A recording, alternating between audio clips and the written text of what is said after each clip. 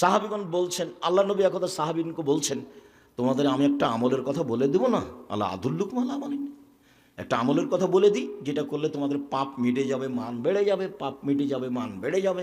সাহাবীগণ বলছেন, হ্যাঁ খুব তো ভালো কথা, বলেন কি করলে পাপ মিটে যাবে, মান বেড়ে যাবে? তখন আল্লাহ রসুল বলছেন যে এসবাগুল অজু, সুন্দর করে অজু করলে পাপ মিটে যাবে, মান বেড়ে যাবে। দুই, কাসরাতুল খোতা ইলাল মাসাজিদ, পায়ে বেশি বেশি হেঁটে মসজিদে গেলে, বেশি পরিমাণে হেঁটে গেলে পাপ মিটে যাবে, মান বেড়ে যাবে। তিন, ইন্তেজারুস সালাত বাদা সালাত, সালাতের পরে সালাতের জন্য অপেক্ষা করলে পাপ মিটে যাবে, মান বেড়ে যাবে।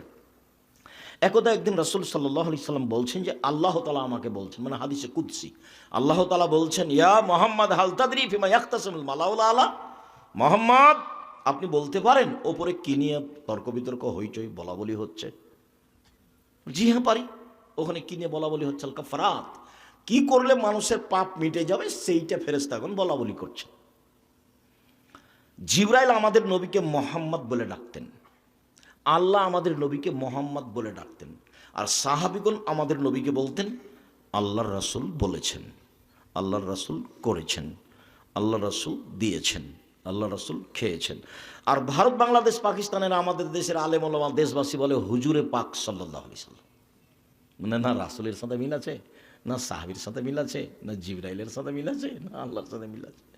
আল্লাহ আমাদের নবীকে বলতেন মোহাম্মদ, জিবরাইল আমাদের নবীকে বলতেন মোহাম্মদ, আর সাহাবীগণ আমাদের নবীকে বলতেন আল্লাহর নবী বলেছেন, আল্লাহর নবী করেছেন, আল্লাহর নবী দিয়েছেন। আর আমাদের দেশে সবাই কি বলছে? হুজুরে পাক সাল্লাল্লাহু আলাইহি সাল্লাম। বিবেচনাই যে কেউ করে না।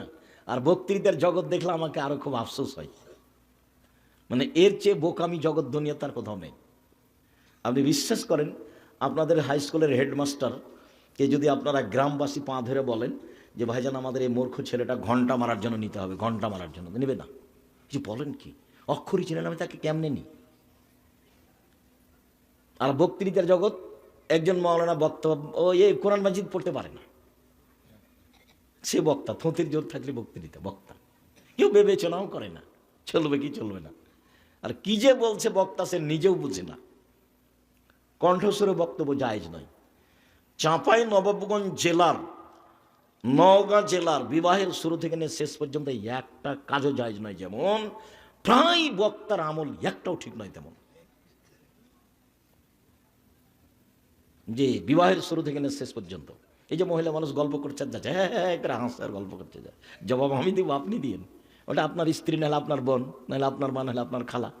মুখখান বন্ধ করতে পারে না কেন? কোন স্বভাব? স্বভাব কেন এত দুর্বল?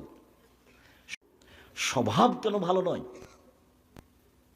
আপনি ওইভাবে থাকেন বাড়িতে, শক্ত হতে হবে, শক্ত। খালি পরিবারকে লাঠি দিয়ে ঠিক করতে বলছেন আল্লাহ নবী। পৃথিবীর এত বড় ভিন্ন ধরনের মানুষ লাঠি দিয়ে পরিবারকে ঠিক করতে বলছে। বলছে পরিবারের ওপর থেকে লাঠিটা উঠায়ও না, প্রয়োজনে পিটাতে হবে, প্রয়োজনে পিটাতে হবে। তিন শ্রেণীর মানুষের সাথে আল্লাহ বিচারের মাঠে কথা বলবেন না। কথাই নাই তার সাথে ভালো মন্দ পাপ নাকি যা আছে পরে, কথাই নাই। তার এক শ্রেণীর মানুষ হচ্ছে যারা পায়জামা প্যান্ট লুঙ্গি টাকনো নিচে পড়ে, ওদের সাথে কথা নেই।